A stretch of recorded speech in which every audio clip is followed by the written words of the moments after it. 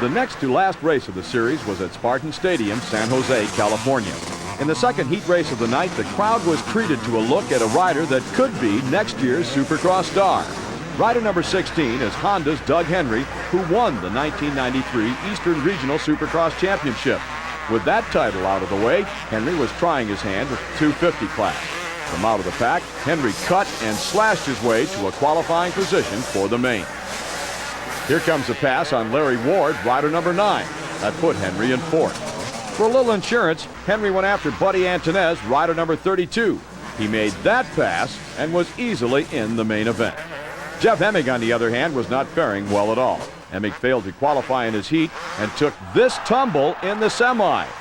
He did win the last chance qualifier to go to the main event. Hero of the night, how about Guy Cooper?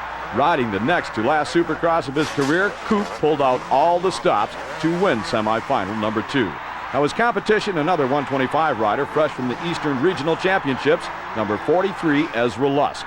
Granted, it was not a main event, but it pleased the crowd immensely and fired Cooper up. I think they love me here. It's pretty neat. I can hear them all the way around. A couple of years ago, you almost won this. You think this might be your night? I sure hope so. I've been looking a long time for a win, and I definitely got the fans behind me now. I just got to go put it together. Well, you can put this in the bank. If Cooper had been able to put it all together, the crowd would have torn the place apart.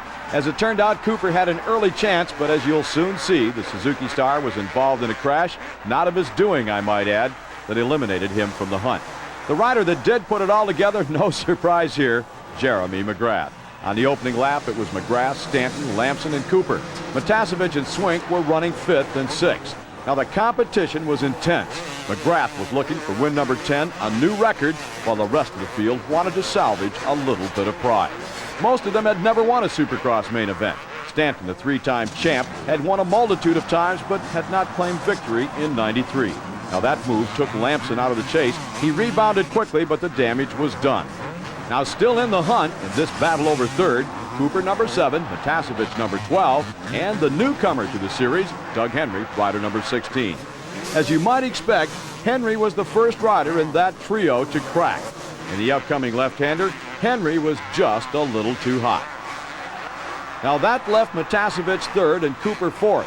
A few laps later, Cooper had passed Matasevich and the pair of riders were dodging lappers. Now watch the upcoming whoop section. Number 14, Doug Dubach, will lose control at the end of the section. Cooper hits Dubach's bike, Matasevich plows into Cooper, and Todd TeHoop joins the crowd. Now we'll see it again. This time pay attention to after the crash. Bradshaw goes to his left to miss the fallen riders, while Kiedrowski loads the suspension and jumps over the top and passes Bradshaw in the process. Here it comes. Watch this. Bradshaw to the left, Kiedrowski over the top. The pass was made. I would point out, despite the nastiness of that crash, there were no serious injuries. Bradshaw got back by Kiedrowski to take control of 3rd, while Kiedrowski and teammate Mike LaRocco settled into 4th and 5th. Now by that time, McGrath, who had once again led every lap, and Stanton, who was a distant 2nd, were out of reach. The final lap, and McGrath was headed for a new single-season win record. At the same time, Kiedrowski was headed for a crash. In the last-ditch effort to pass Bradshaw, Kiedrowski hit the ground. Jeremy McGrath wins number 10 of the season, a new single-season win record, followed across the line by Jeff Stanton.